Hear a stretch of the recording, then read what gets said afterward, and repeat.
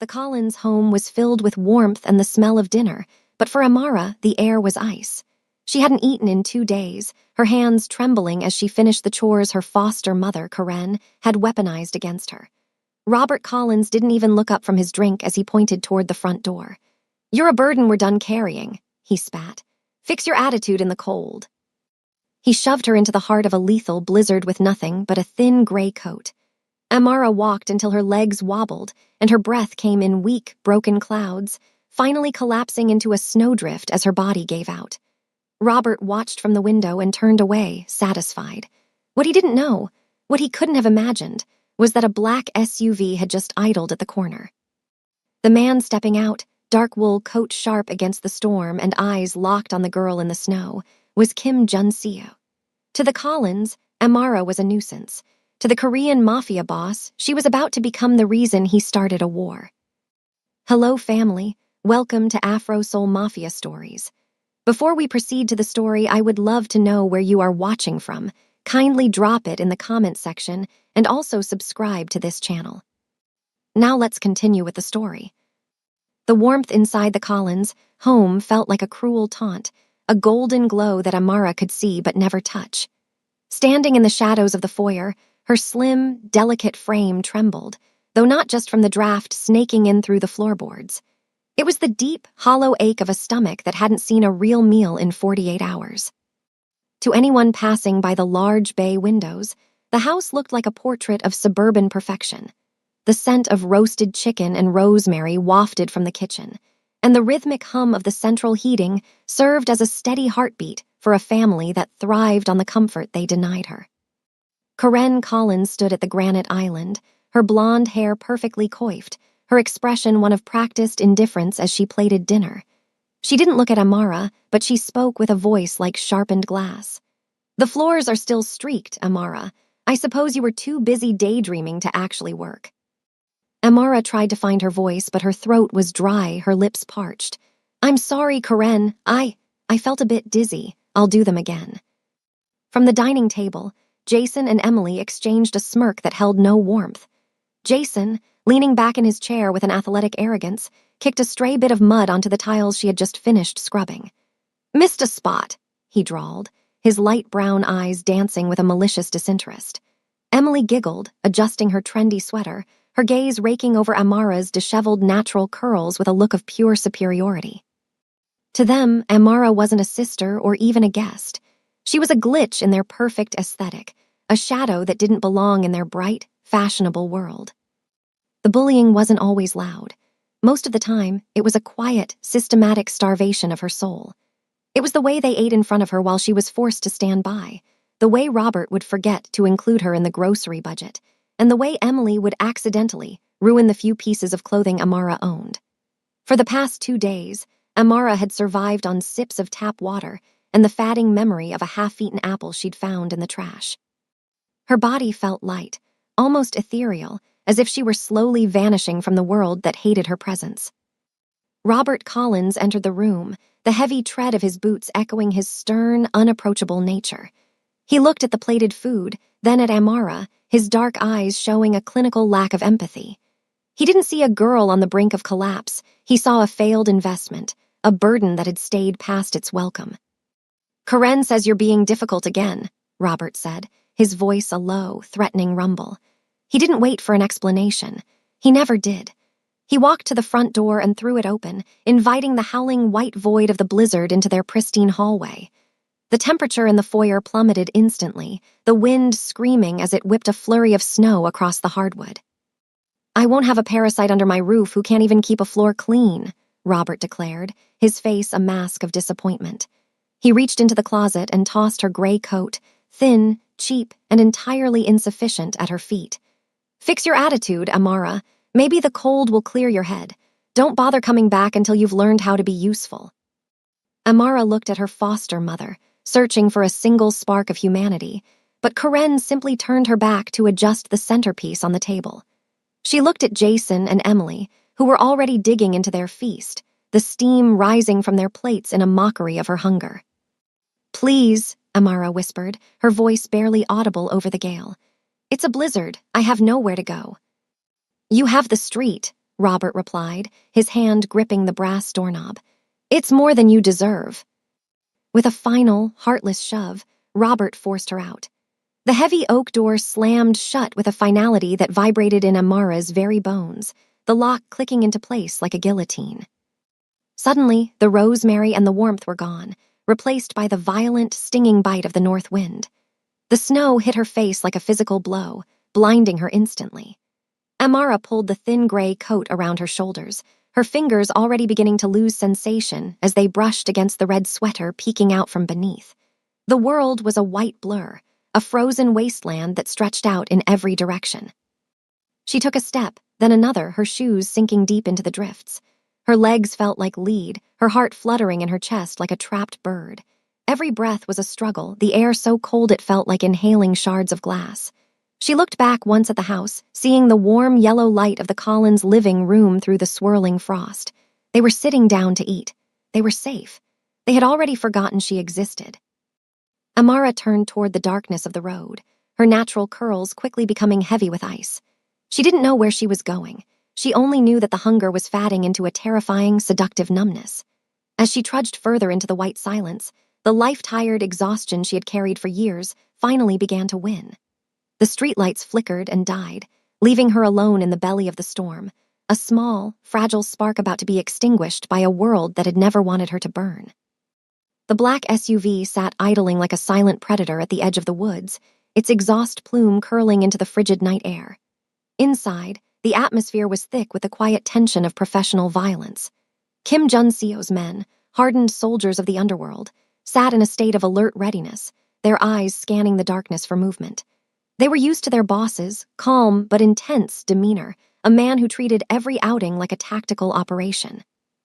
But as the door had swung open moments ago, and Jun-seo stepped into the blinding white chaos of the blizzard, the air inside the vehicle shifted.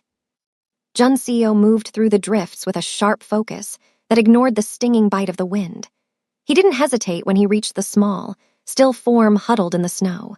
To his men watching through the tinted glass, the girl was nothing more than a shadow, a discarded piece of the city's debris. But as Jun-seo knelt, his black-gloved hands reached out with a gentleness that was entirely foreign to the man they knew. He slid one arm beneath her knees and the other behind her back, lifting Amara as if she were made of spun glass. When the heavy door of the SUV hissed open, the interior light spilled out, illuminating the grim scene. Jun-seo stepped inside, the sub-zero air following him like a ghost. He didn't look at his driver or his lead enforcer, Minho, who sat in the passenger seat. His eyes, usually dark and intense with authority, were now clouded with a hint of vulnerability as he looked down at the girl in his arms. Her head lolled against his chest, her natural curls frosted with ice, her face a mask of fragile exhaustion. "Drive," Jun-seo commanded. His voice was a low, vibrating baritone that brooked no questions, yet it lacked its usual serrated edge. "And turn the heat to the maximum, now." The driver stammered a quiet, "Yes, boss," and the vehicle lurched forward, tires biting into the slick pavement. A heavy silence settled over the cabin, broken only by the hum of the heater and the sound of Amara's weak, shallow breathing. Minho glanced back, his expression one of suppressed confusion. In their world, a mafia boss didn't stop for strays. They didn't risk exposure for a girl in a thin gray coat who looked like she had walked out of a nightmare. "Boss," Minho began, his voice cautious, "the meeting with the syndicate heads is in 20 minutes. We're already behind schedule. We should drop her at the nearest clinic and—" Jun-seo's gaze snapped up, his jaw tight with a sudden, lethal coldness that silenced the enforcer instantly. "The meeting can wait. If the syndicate heads have a problem with my absence, they can discuss it with me when I return. We are going to the penthouse." Minho's eyes widened slightly before he looked away. The confusion among the team was palpable. This wasn't just a detour, it was a breach of protocol. Jun-seo was a man of power and control, a strategist who never let emotion cloud his judgment. Yet here he was, cradling a stranger, a young black girl whose red sweater peeked out from beneath her coat like a wound, and ordering his team to abandon a high-stakes summit. Jun-seo didn't care about their confusion. He felt the cold radiating from Amara's skin through his tailored wool coat, a chill that seemed to seep into his own bones. He reached up, peeling off one of his black leather gloves to press the back of his hand against her cheek. Her skin was like marble. "She's freezing," he muttered, more to himself than to the men in the front. He shifted her weight, pulling her closer until her cold breath fanned against the pulse point in his neck. For the first time in years, the Mafia boss stereotype cracked. He wasn't thinking about territory or the scorched earth war he was known for. He was thinking about the life-tired look in her eyes before they had closed. He thought about the house he had seen her cast out of, the warm yellow lights of the Collins home, and the stern, unapproachable silhouette of the man who had let her go. The SUV accelerated, weaving through the deserted streets of the city. Outside, the blizzard continued its assault, but inside, the temperature was rising. Junseo watched as a single snowflake melted on Amara's eyelash, turning into a bead of water that tracked down her temple like a tear. "Who did this to you?" he whispered, his voice so soft it was almost lost to the wind outside. His men exchanged uneasy glances. They had seen Junseo execute rivals without blinking. They had seen him dismantle empires with a single phone call. But they had never seen him look at someone with concern and regret. The status swap had already begun. This girl, who had been a nuisance to her foster family only an hour ago, was now the most protected person in Seoul. As the penthouse towers loomed in the distance, Junseo tightened his grip on her. He didn't know her name yet, and he didn't know the depth of the betrayal she had suffered. But as the car pulled into the secure underground garage, he knew one thing with absolute certainty. The world that had tried to freeze Amara out was about to feel the fire of his cold rage. The hunter had found something worth more than power, and he wasn't going to let it go. The silence of the penthouse was absolute, a heavy, expensive quiet that felt worlds away from the screaming wind of the blizzard. When Amara's eyes finally fluttered open, she didn't see the peeling wallpaper of her foster bedroom or the cold, sterile light of the Collins kitchen. Instead, she was met with a ceiling of polished obsidian that reflected the soft, amber glow of a recessed fireplace. The air was warm, thick with the scent of sandalwood and something metallic, like rain on heated stone. She tried to sit up, but her body felt like it was made of lead. She was tucked beneath a duvet of charcoal silk so heavy and soft it felt like a physical embrace. As she shifted, the rustle of the fabric sounded like a thunderclap in the still room. Her hands, no longer numb and blue, were tucked into the sleeves of an oversized black sweater that smelled faintly of a sophisticated masculine cologne. "Don't move too quickly," a voice said, a low, melodic baritone that seemed to vibrate through the very floorboards. "Your core temperature is stable, but your heart rate is still recovering." Amara's breath hitched. She turned her head slowly, her voluminous curls spilling across the silk pillowcase. Sitting in a high-backed velvet chair by the window was the man from the snow. In the soft light, Kim Junseo looked less like a phantom and more like a king. He had discarded his heavy wool coat, revealing a crisp white shirt with the sleeves rolled up to his elbows. The sharp, polished aura he carried was still there, but as he stood and walked toward the bed, the stone-cold mask he wore for the world seemed to crack. He didn't tower over her to intimidate. Instead, he sat on the edge of the mattress, his presence commanding yet strangely careful. His dark and intense eyes scanned her face, lingering on the fatting paleness of her cheeks. Amara shrank back instinctively, the life-tired trauma of the Collins household flinching at the approach of a powerful man. Where am I?" she whispered, her voice a ragged shadow of itself. "You are safe," Junseo said. He reached out, his hand hovering in the air for a second, giving her the chance to pull away. When she didn't, he tucked a stray curl behind her ear. His fingers were warm, and his black gloves were gone, revealing hands that were calloused but incredibly steady. "You are in my home, and as long as you are under this roof, no one can touch you." "Robert, he said I was a burden," she murmured, her eyes shimmering with the memory of the door slamming. "He said I wasn't useful." A flicker of cold rage passed through Junseo's eyes, a flash of the Mafia boss who could dismantle empires, but it vanished as quickly as it appeared, replaced by a softness he reserved only for her. He reached for a small porcelain bowl on the nightstand, steam rising from it in delicate plumes.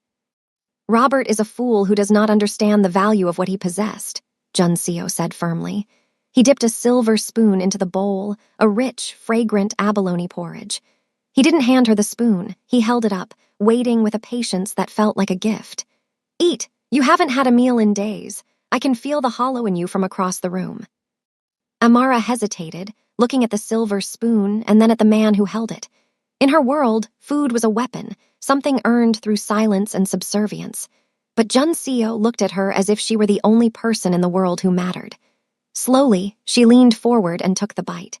The warmth of the food spread through her chest, more intoxicating than the fireplace.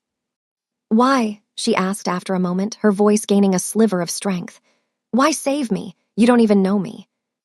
Junseo set the bowl down and looked at her, his jaw tight with a sudden, raw honesty.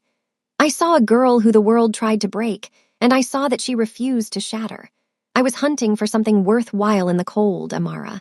I didn't expect to find a soul that outshone the city lights. He reached out and took her hand, the slim, delicate hand that had been clawing at the snow just hours before. He didn't grip it with the power and control his reputation suggested. Instead, he held it with a hint of vulnerability, his thumb tracing the line of her knuckles. The Collins family thinks they threw away a shadow, he whispered, his dark eyes locking onto hers with an intense focus. They have no idea they handed me a star. Sleep now. Tomorrow we begin the correction. They will learn exactly what it costs to leave a treasure in the storm. Amara felt the weight of her exhaustion returning, but this time, it wasn't the terrifying numbness of the blizzard. It was the heavy, peaceful sleep of the protected. As her eyes closed, the last thing she felt was the warmth of Junseo's hand on hers, a silent vow that the thin gray coat of her past was gone forever. The status swap wasn't just about the penthouse or the silk. It was the realization that for the first time in her life, she was worth the fire of a dangerous man's devotion. The transition from the world of the Collins family to the reality of Kim Junseo was not a gentle change, but a complete erasure of the past. By the second morning, the obsidian penthouse had been transformed into a hive of quiet, efficient activity. Amara watched from the plush safety of an armchair as a private medical team, handpicked by Junseo, moved with soft footsteps across the heated floors. There were no cold questions or accusatory glares here. Instead, there was the gentle pressure of a blood pressure cuff and the soothing application of specialized salves to her wind-burned cheeks and frost-nipped fingers. Junseo stood by the floor-to-ceiling windows, a silent, sharp-focused guardian. He didn't speak while the doctors worked, but his presence was a shield that kept the ghosts of Robert and Karen at bay. Every time Amara winced at a touch, she could see his jaw tight with a flicker of protective rage. Though he kept his voice a steady, calming baritone. The physical damage is superficial, the lead doctor whispered to Junseo, unaware that Amara's hearing had sharpened in the silence. But the signs of prolonged nutritional neglect are concerning. She has been surviving on the bare minimum for months. Junseo didn't look away from the snow-covered skyline of Seoul. Ensure she has every supplement, every nutrient she was denied. If she so much as mentions a craving, it is to be fulfilled. When the doctors finally departed, leaving behind a tray of vitamin-rich broths and high-protein delicacies, the second phase of the transformation began. Two women entered the room, pushing a rack of garments that looked less like clothing and more like soft, woven armor. There were no thin gray coats here, no hand-me-downs that Emily had discarded. Junseo walked over to the rack, his black leather gloves replaced by bare hands that moved over the fabrics with a connoisseur's touch. He pulled out a coat of heavy, midnight black wool, its lining a deep crimson silk that caught the light of the fireplace. The Collins family tried to make you invisible, Junseo said, turning to look at Amara. His eyes were dark, but the hint of vulnerability was there again, a soft recognition of the woman she was becoming. They wanted you to blend into the shadows so they could ignore your light. That ends today. He gestured for her to stand. Amara felt a strange flutter in her chest, not the frantic panic of the foster home, but a rising heat of resilience. She stepped into the silk-lined trousers and a sweater of cream cashmere that felt like a warm cloud against her skin. Finally, Junseo stepped behind her, lifting the heavy wool coat and draping it over her shoulders. The weight of it was grounding, a physical reminder that she was no longer adrift. As she stood before a triptych of mirrors, Amara gasped. The girl who had collapsed in the snow was gone.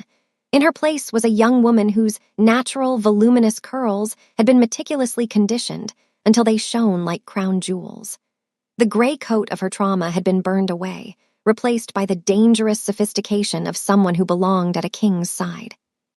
I don't look like an orphan," she whispered, her fingers tracing the sharp, tailored lapel of the coat.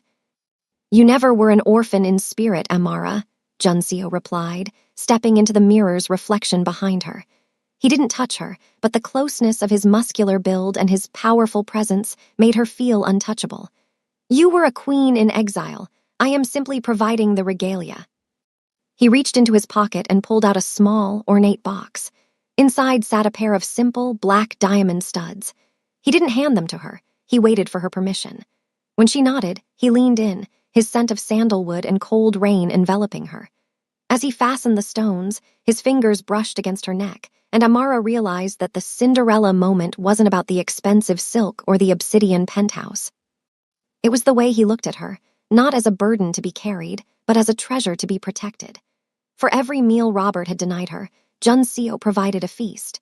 For every cold night Jason and Emily had mocked her, Junseo provided a fortress of warmth.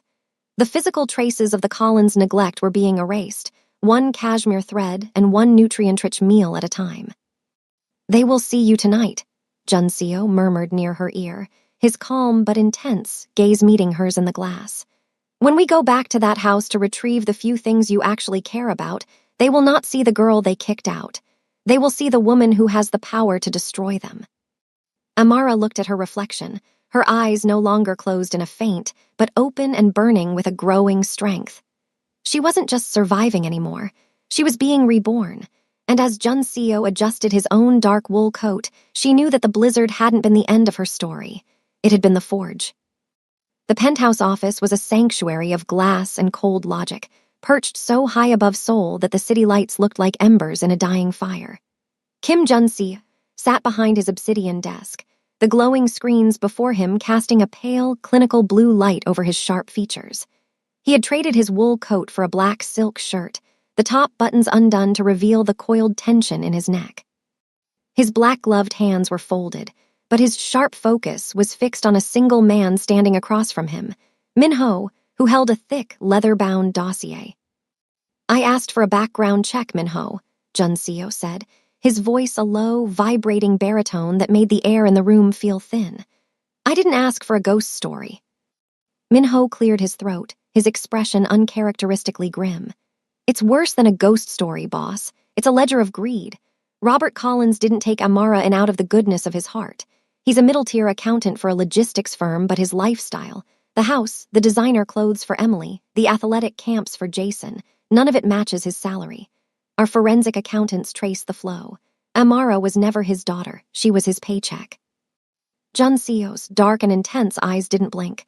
"Explain." Amara was the sole heir to a small life insurance policy and a modest trust left by her biological parents. Minho continued, sliding a bank statement across the desk. "The Collins family has been systematically draining it for years. They filed for hardship expenses every month, money for her food, her clothing, her education. But according to the school records, she missed more days than she attended because she was forced to stay home and perform manual labor. The money meant for her nutrition went into Robert's vintage wine collection and Karen's jewelry." The silence that followed was suffocating. Junseo reached out, picking up a photograph of a younger Amara included in the file. She looked even smaller then, her natural voluminous curls pulled back tightly, her eyes already carrying that life-tired weight. A cold rage began to simmer beneath his skin, not the hot, impulsive anger of a street thug, but the calculated, glacial fury of a man who dealt in the absolute destruction of his enemies. "There's more," Minho added softly. "The neighbors reported disturbances several times, crying in the backyard during winter, a girl being forced to wash cars in the rain without shoes. Robert used his position in the community to silence the local social worker. He made it look like Amara was the problem, a difficult child with behavioral issues. It was a character assassination designed to keep her trapped." Junseo stood, walking to the floor-to-ceiling window. He watched the snow fall against the glass, each flake a reminder of the night he had found her. He thought about the thin gray coat that offered no warmth and the red sweater that was the only color in her gray world. He thought about the abalone porridge she had eaten with such hesitant, desperate gratitude. They didn't just neglect her, Junseo whispered, his breath fogging the glass. They farmed her. They harvested her trauma to pay for their comfort. He turned back to the room, his calm but intense aura replaced by something far more predatory. The mafia boss stereotype was gone. In its place was a man who had found a purpose for his violence. His jaw was so tight it looked carved from stone, and the hint of vulnerability he showed Amara was nowhere to be found. Robert Collins likes his comfort, Junseo said, his voice dropping to a lethal, velvet hush. He likes his reputation. He likes his authority. I want them gone. I don't want him dead, not yet. I want him to watch his world evaporate the way Amara's did in that blizzard. Freeze his assets. Every cent they took from her trust is to be returned with 1,000% interest, taken from their own retirement funds. And the mother, the siblings, Minho asked. Karen Collins values her social standing above all else, Junseo replied, his eyes flashing with a dark light. Release the records of her hardship filings to her elite social circles. Let her friends see the servant they kept in the basement. As for Jason and Emily, their futures are built on stolen blood. Revoke the sponsorships. Cancel the enrollments. If they want to be elite, let them earn it without Amara's inheritance. Junseo walked to his desk and picked up his semi-automatic pistol, checking the chamber with a rhythmic, metallic click. The sound was an exclamation point at the end of a death sentence.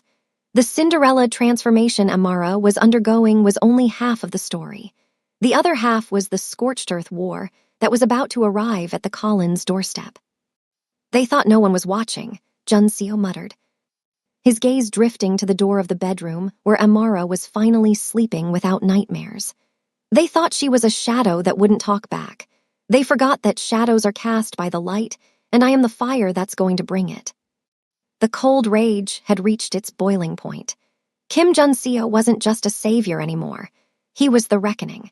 And as he pulled on his black leather gloves, he knew that by the time he was done, Robert Collins would be begging for the mercy of a blizzard compared to the storm Junseo was bringing to his home. The downfall of the Collins family did not begin with a bang, but with the quiet, terrifying precision of a scalpel. In the world of Kim Junseo, destruction was an art form, and he was a master of the slow bleed. While Amara slept in the safety of the penthouse, cocooned in the warmth she had been denied for years, the digital and social foundations of her foster family's life began to liquefy. The first crack appeared at Robert's firm. He arrived at his office on Tuesday morning, adjusted his business-casual blazer, and prepared to settle into the routine of a man who believed he was untouchable.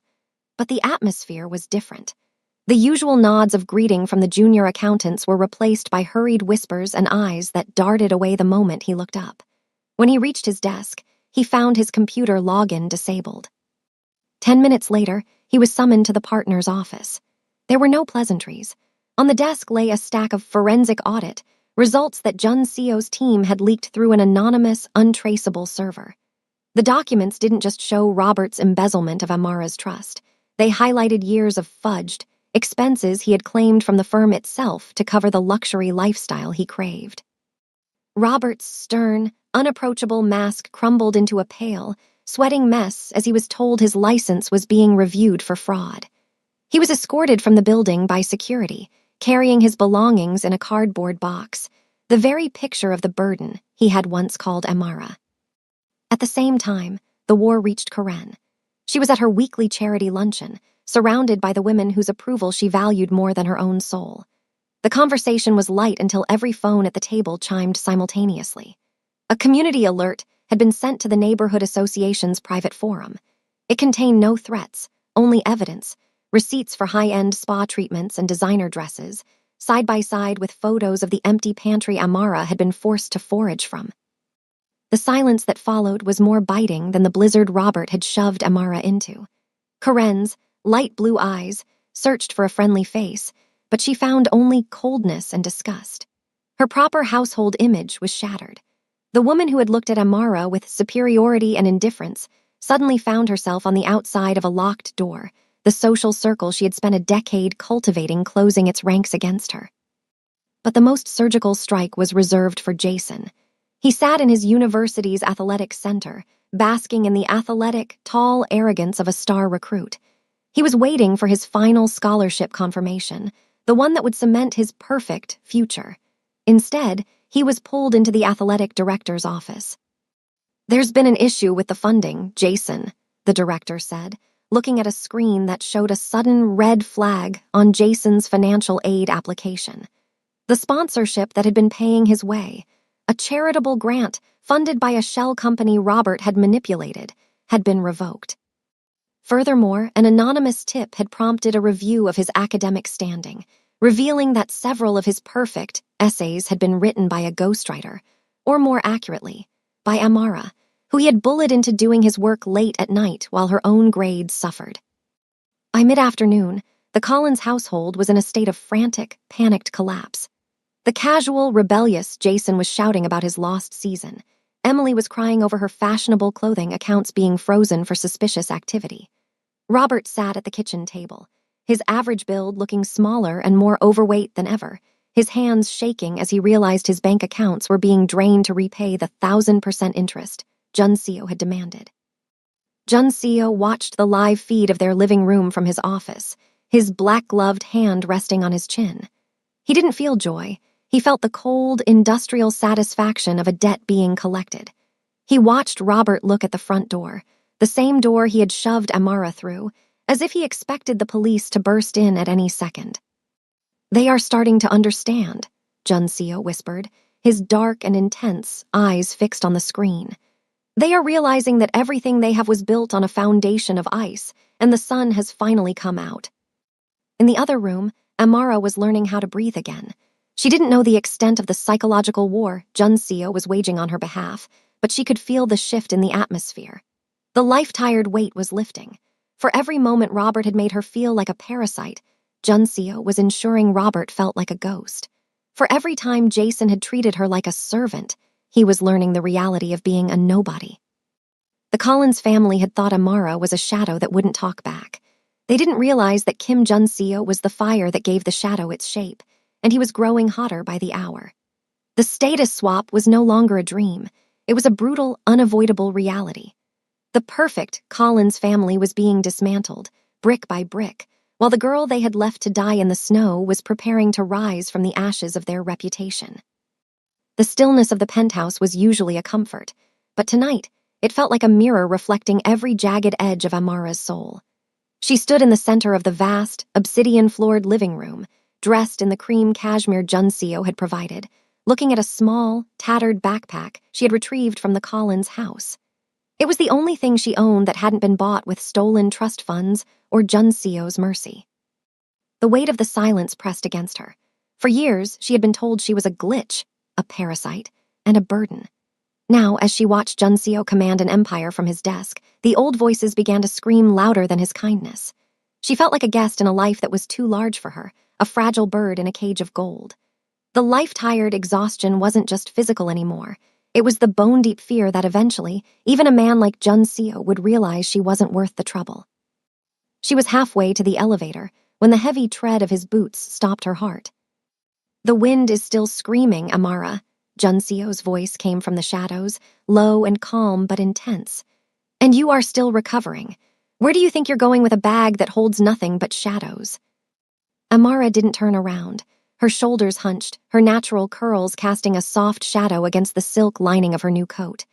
"I can't stay here, Juncio. You've done enough. You've given me food, a bed, a doctor. You're even destroying the people who hurt me, but I'm just a foster kid from the street.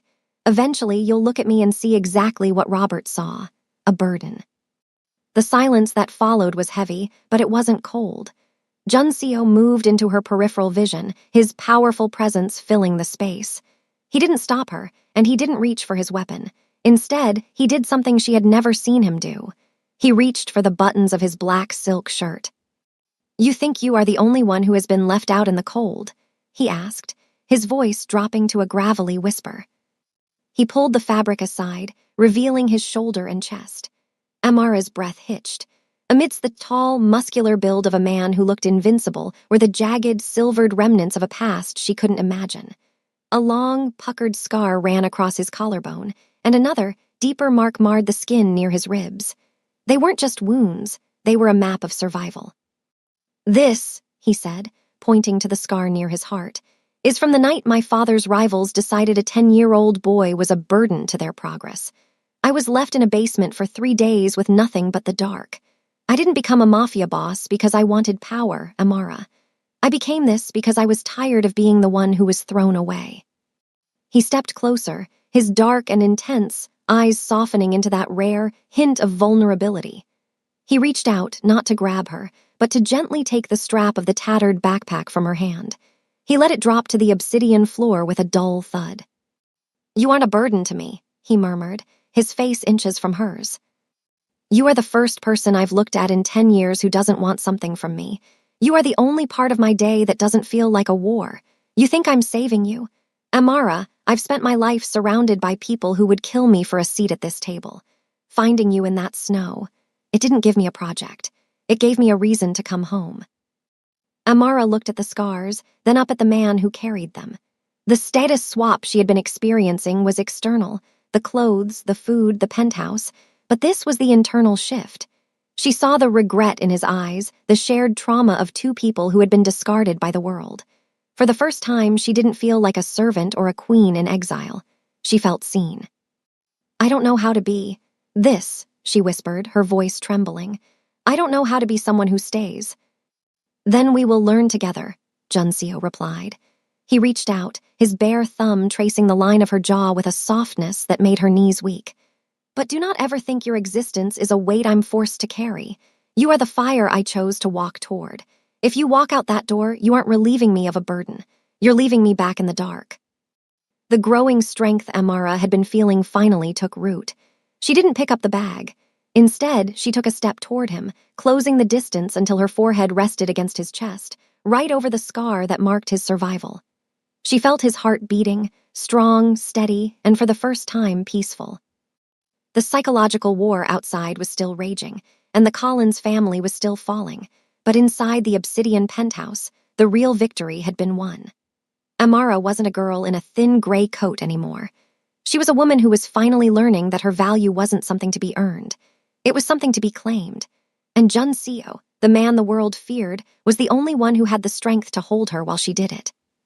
She stayed, and as the blizzard rattled the glass of the penthouse, the warmth between them became the only reality that mattered.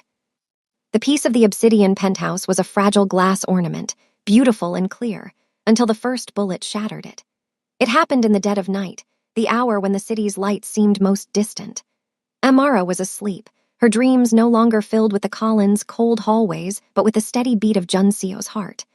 The sound of the explosion, a muffled, heavy thump from the secure garage below, snatched her from sleep before she could even scream. The room was instantly flooded with a strobing, crimson light. The emergency sirens didn't wail.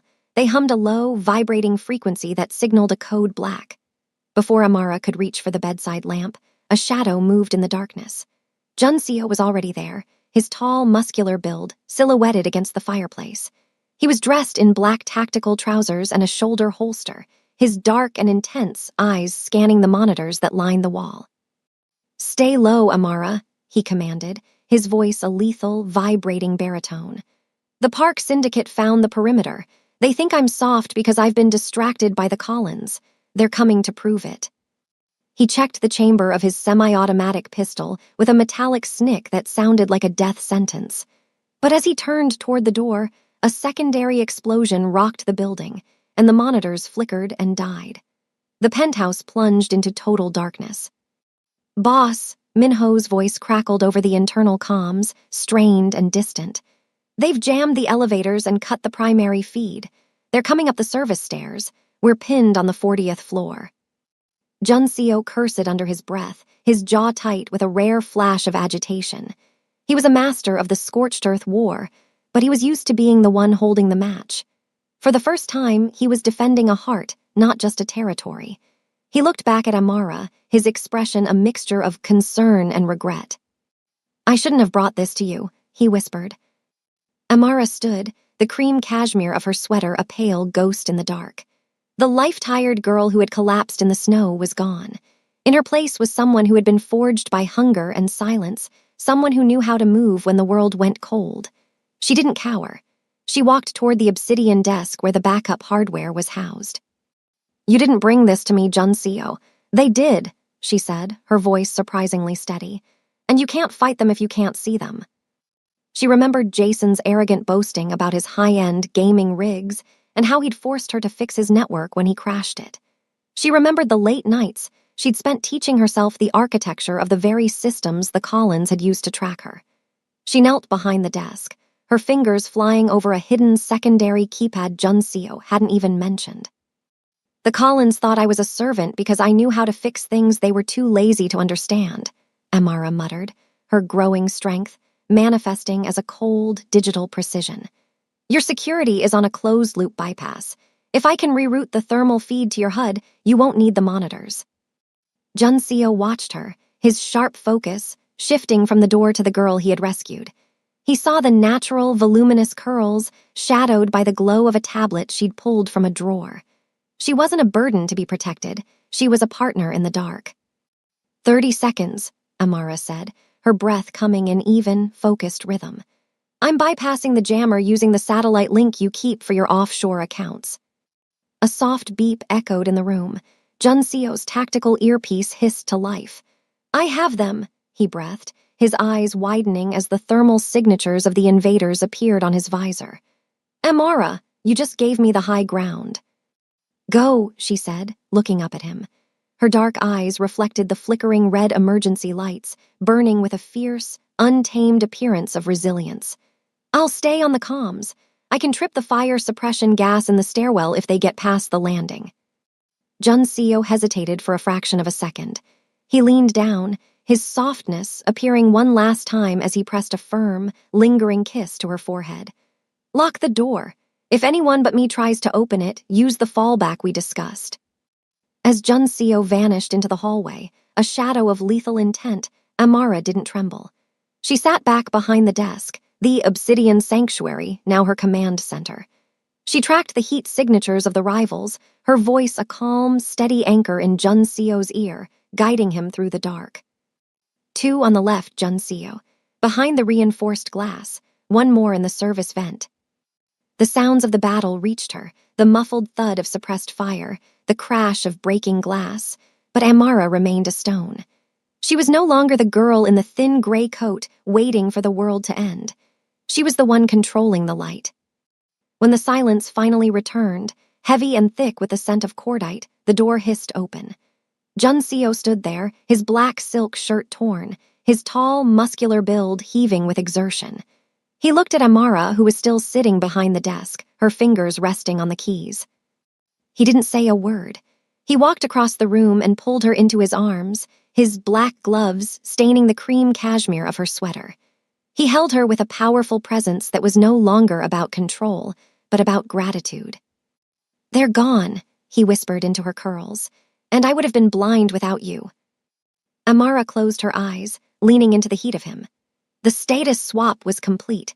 She wasn't just a guest in his world anymore. She was the one who kept it from falling into the dark. The Cinderella moment had evolved into something far more dangerous and far more permanent. She was the Mafia boss's anchor, and together, they were a storm the world wasn't prepared to weather.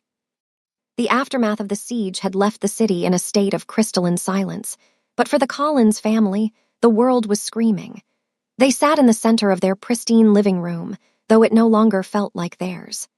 The power had been cut, the heat was gone, and the only light came from the sweeping high beams of 3 black SUVs idling in their driveway.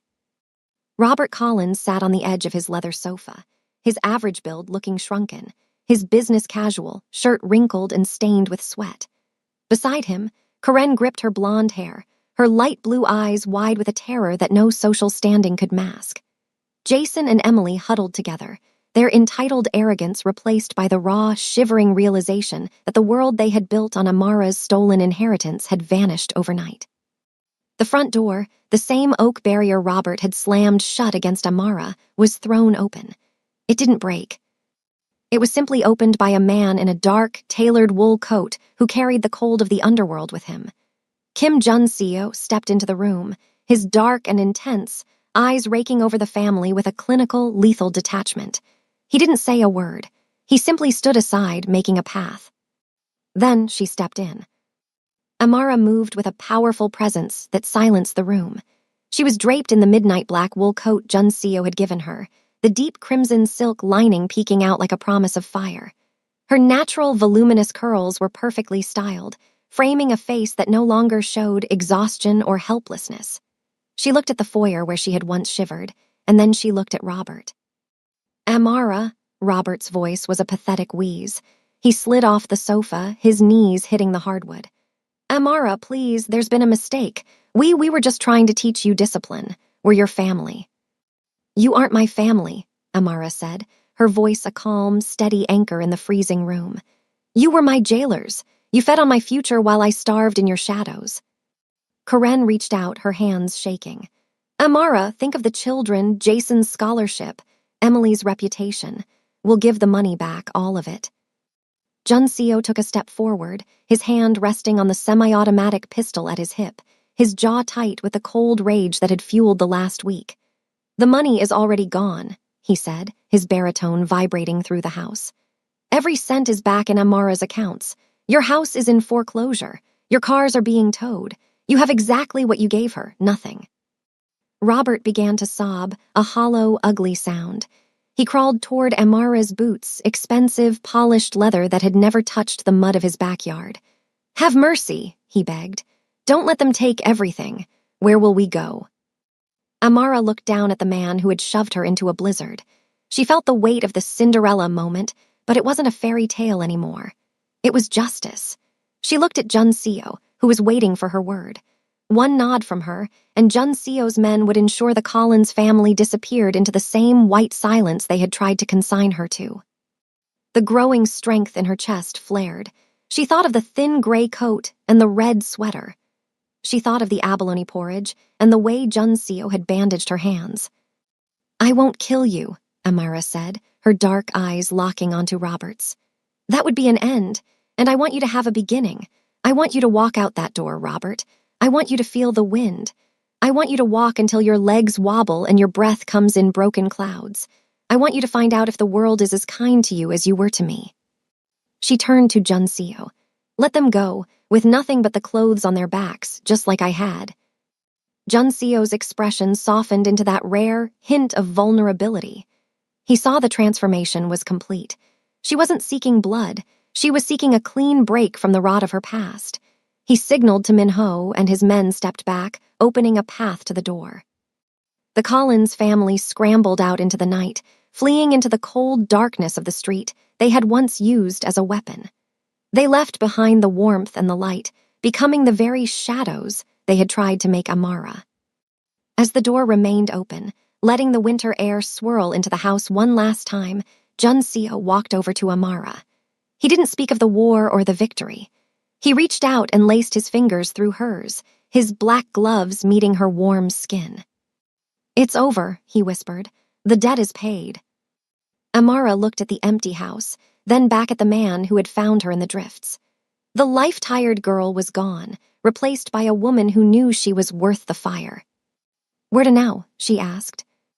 Junseo smiled, a real, soft smile that changed the entire aura of the Mafia boss. "Wherever you want. The city is wide, Amara, and this time you aren't walking through it alone." They walked out together, leaving the haunted house behind. The black SUV was waiting, but as Amara stepped into the warmth of the vehicle, she didn't feel like a passenger. She felt like a partner. The snow had stopped, and the stars were finally visible through the clearing clouds. Behind them, the ice was melting. Ahead of them, a new kingdom was waiting to be built, one founded not on fear or stolen trust, but on the impossible survival of a girl who had found her heat in the heart of a dangerous man. The car pulled away, disappearing into the bright, waiting lights of Seoul, leaving only a set of tracks in the fresh snow that would soon be forgotten.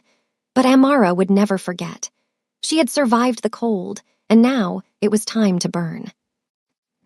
Amara was left in the cold by the people who should have loved her, but she found a fire that would never go out. If you believe everyone deserves a place to call home, and that some debts must be paid in full, hit that like button and subscribe. Don't let her story end here. Join our community for more tales of survival and the dangerous men who protect those the world forgot. Thanks for watching, and remember, the coldest nights often lead to the brightest mornings.